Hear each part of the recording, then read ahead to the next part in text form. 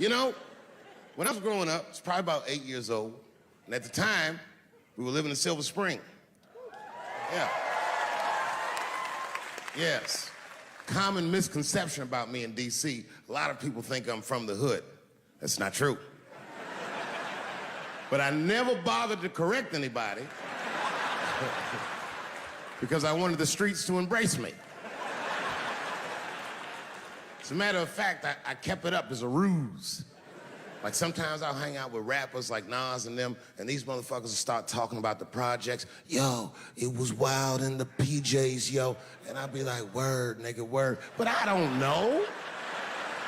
I have no idea. My parents did just well enough so that I could grow up poor around white people.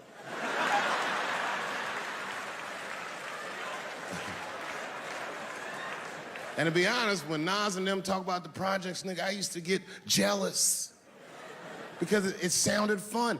Everybody in the projects was poor, and that's fair. But if you were poor in Silver Spring, nigga, it felt like it was only happening to you. I know the pain of that first sleepover at a white friend's house. And you come back home on Sunday and just look at your parents like, y'all need to step your game up.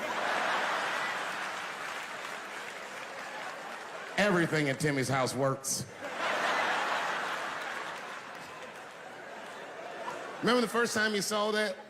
In a cold winter, and you'd be at a white friend's house and see the motherfuckers in their living room without their coats on?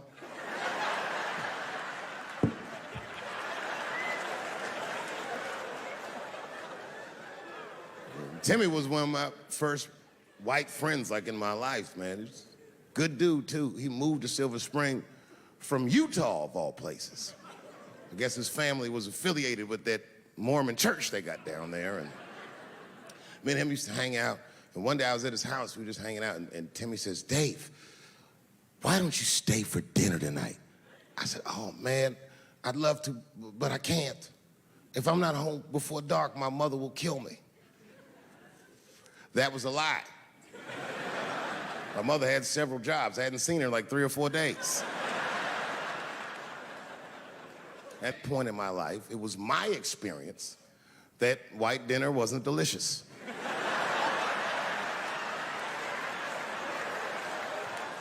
I'd rather go home and fry some bologna or some shit like that.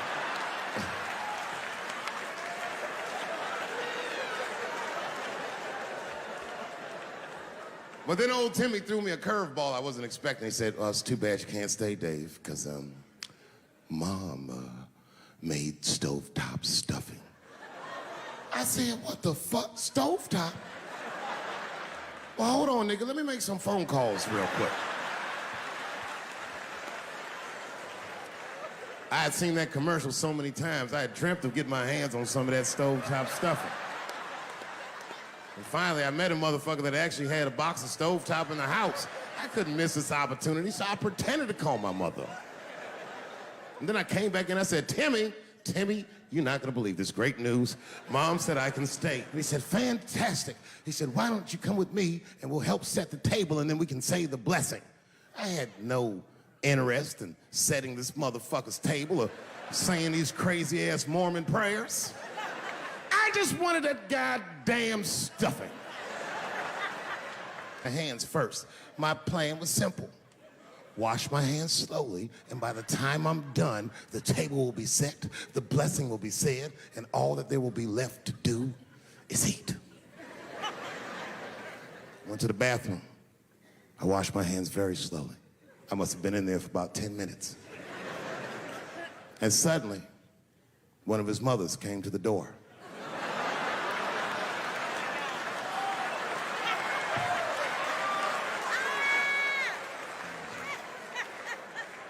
She was like, hi, David, right? I said, yes, ma'am.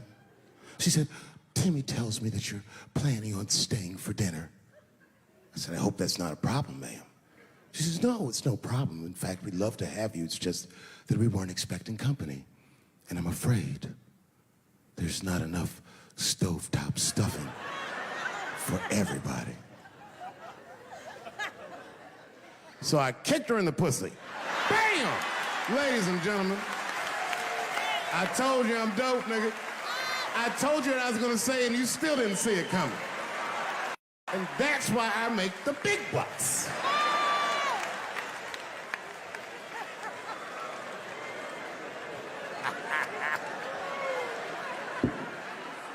Oh my God. But there's a more important reason that I would stop doing comedy right now. And this reason is the real reason that's been percolating, and it really is the crowd, not you. I'm talking about the crowd on the big stage. It's too hard to entertain a country whose ears are so brittle. Motherfuckers are so sensitive, the whole country is turned into bitch-ass niggas.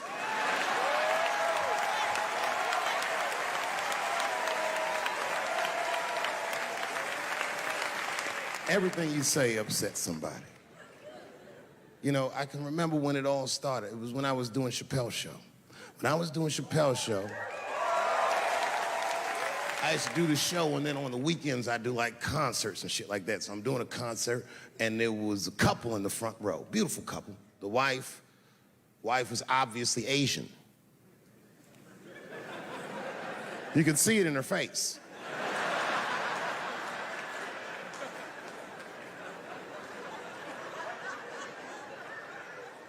The husband, this motherfucker was mysterious, to say the least. Couldn't quite pinpoint where he was from. Caramel-colored fella, very nice hair, but he could have been from anywhere. Bangladesh, Mexico. I can't guess with a nigga like this. All I knew for sure about this guy is that his wife was a bitch. I could see that in her face, too. No, he was laughing and having a good time, and she was scowling at me at a goddamn comedy show. I couldn't figure it out.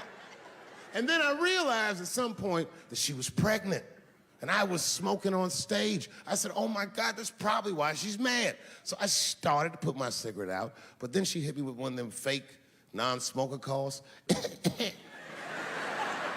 So I just kept smoking. I thought to myself, bitch, that babe will be fine, relax. And I tried to break the tension. I just asked her. That's all I said. I go, hey, where are you guys from anyway?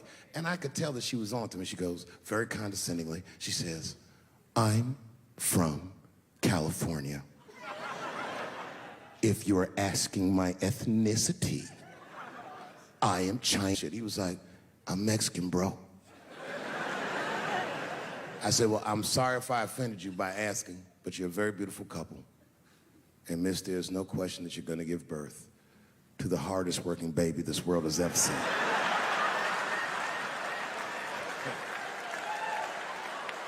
That's not a bad joke. She got very upset. She got up to leave immediately, but she didn't just leave. She had to take one last dig at me on the way out. I will never buy one of your fucking DVDs again, Dave Chappelle. I said, ma'am, with all due respect, Chinese people don't buy DVDs.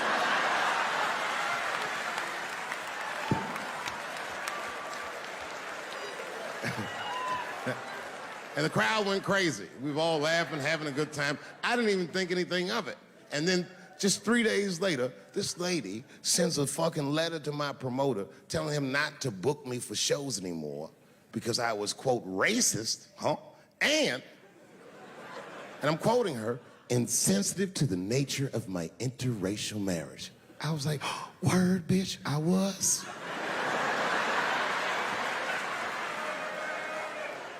If she would know that I myself am in an interracial marriage. That's right. In fact, my wife is Asian too. Surprise, bitch, I'll see you on Thanksgiving.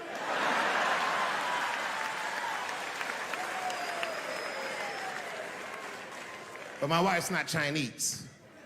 She's Filipino. That's right. And our kids are Puerto Rican somehow, so there you go. But I don't give a fuck about interracial marriage. In fact, you know what? My mother is half white. A lot of people don't know that. Well, all right, you were a little too excited, but okay.